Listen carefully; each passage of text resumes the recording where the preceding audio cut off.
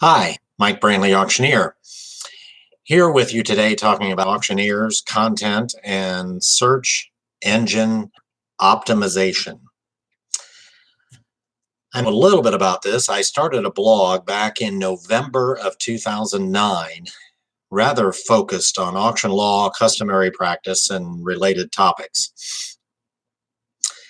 And as a result, I've seen a lot of others join in with various other types of content. And given that we're continuing to market ourselves and our companies and organizations with content, I thought it might be prudent to talk about this today. I published a blog, in fact, this morning talking about these various topics. First, let's start with this. There are four basic content platforms or content concepts, if you will, that people use to communicate with the public, to market themselves. So let's talk about those first. Webinar. You've heard the word webinar, web conference, sometimes called, which is a internet-based conference, presenters, participants, talking, chatting, questions and answers back and forth, highly interactive presentation by the presenters, listening in by the participants, usually scheduled. So the live part of that is scheduled like a live auction. It starts at 10 o'clock on Saturday. Be there if you want to participate. So webinars are typically scheduled, and to participate, oftentimes they're recorded or saved for later viewing. We'll talk about that in a minute. Podcasts. Speaking of saved later, watching later. Podcasts are typically audio, but sometimes accompanied with video. And these are prepackaged seminars, if you will, talks, discussions, educational platforms that are then created and distributed for people to watch, what we call on demand. I can watch it anytime I want. I can listen to it anytime I want. Podcasts, there's a lot of podcasts out there. You can subscribe to podcasts. You can find your favorite podcast creator, if you will, and say, I really want to hear or listen to that podcast every Monday morning or every 10 o'clock in the morning to that same author, same producer. There's also videos. You're watching a video right now, which the focus is on the visual part, but there's also audio. So again, to retrace here, podcasts focus on the audio accompanied by video. Videos focus on the visual with often accompanying audio. But nonetheless, videos prepackaged, watch on demand. You might find certain people you like to watch their videos, check their videos. YouTube is full of videos that people watch on a routine basis, subscribe, have their favorites, things like that. And lastly, a blog. Blogs have historically been based in text. They're prepackaged. They're not interactive. You read on demand. Now, blogs have taken on a new platform, if you will, lately, which have included podcasts, included visual or video, photographs often. And so it's just not text anymore. My blog started in, November of 2009 and was just text, not even any pictures, just text. Finally, I got with the program and included some pictures. I've even got links to videos, links to podcasts, prepackaged recorded webinars, if you will, are included in some of the stories. So that's how blogs work. They're a general purpose platform that can contain recorded webinars, podcasts, videos, and certainly text. So now we know how we can market ourselves content-wise to our sellers, to our buyers, to the general public. If we're an association, how we market to members. If we're in administration, how we maybe communicate with our fellow officers, board of directors, things like that. Companies use videos and blogs and different internet media to communicate.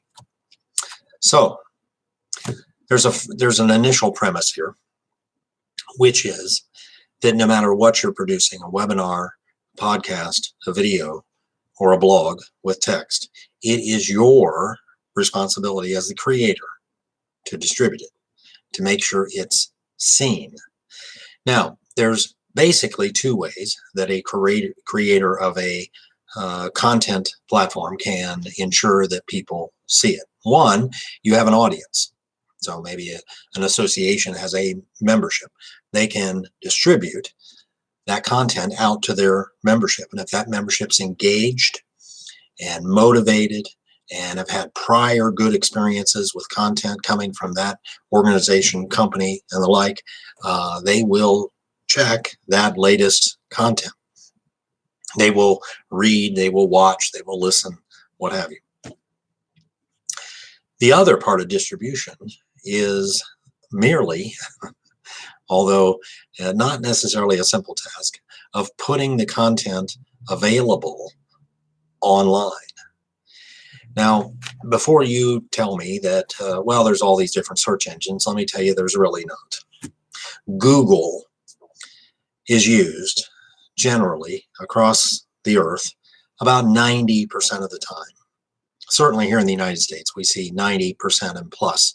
So there's other search engines, there's Yahoo and Bing and various others, but there's not really. I mean, Google has the vast majority of market share in terms of search. So if somebody's going to Google to search for something, trying to get an answer to a question, most likely, what kind of content does Google serve up? Well, Google serves up what they call high quality content. And a good follow-up question to that is, what's high quality content? What does it mean by high quality content? Well, they say information rich, educational, and answers questions. And so a good test for anyone, any of you that's creating content, whether it be a webinar, podcast, video, or blog of some sort, ask yourself those questions. Is this content that I'm creating answering questions? Is it educational? Does it point to a certain topic that people would be interested in? Is it rich with detail, with enough information people can take something away from it? If so, you probably meet Google's threshold of high quality content. For example, I've written about the auction industry for a number of years, over 10 years. And when somebody types in fraudulent inducement, when someone types in tie bids, when somebody types in customary practice, somebody types in expert witness, quite frankly, who do they find? They find me, because I've written about it, because I have that content that answers those questions. So some final thoughts here in terms of content and marketing yourself. There's no other way to say it. Bad content is a waste of time. If your content isn't good, don't waste your time creating it, distributing it. Good content brings people back to see what else you've done, what else you've published. Good content keeps people engaged with their organizations, with their companies, with their business entities of any kind that distribute content. If I can come to, no different than a restaurant, you get really good food and really good service. What are you going to do next time? I'm going to come back because you guys treat me well. The food's good, the service is good. I love eating here. Content, if I visit your blog, I visit your podcast, I visit your videos, and I say, gee, I really like what I see here. Are you going to come back? You are. So the creators of content have the duty to create quality content that people want to come back and see what the next installment is. So lastly, there is the issue of paying for content. Newspapers had a rude awakening when the internet finally became routine for most people to find their news, because a lot of people say, well, I don't need the newspaper anymore. And newspapers started to say, well, we've got quality content. Would someone pay to view? I sometimes on Facebook, I get a link to the Wall Street Journal, and I'm not a subscriber to the Wall Street Journal. Not that I don't have any particular opposition to the Wall Street Journal. But when I click on it, I can't read the story because I'm not a subscriber. It's behind what we call a paywall. Well, paywalls can be effective, but oh boy, do you have to have quality content to get somebody to pay to see or listen or participate in your content. You have to have really top shelf content. And so putting less than wonderful content behind a paywall, no different than serving bad food along with bad service. You're not going to expect anybody to come to that restaurant. Well, no one's going to visit your store. No one's going to pay to come into your content store if you don't have some knockdown, wonderful content to serve up. So be careful. And if you want them to pay, you better have something good for them. This video, I'm going to post on Facebook, and I'm going to put a link where you can find other videos. I've been doing videos here in the last month or so concerning the coronavirus and some other auction topics. Today's topic, SEO, content, finding content, searching content, distributing content.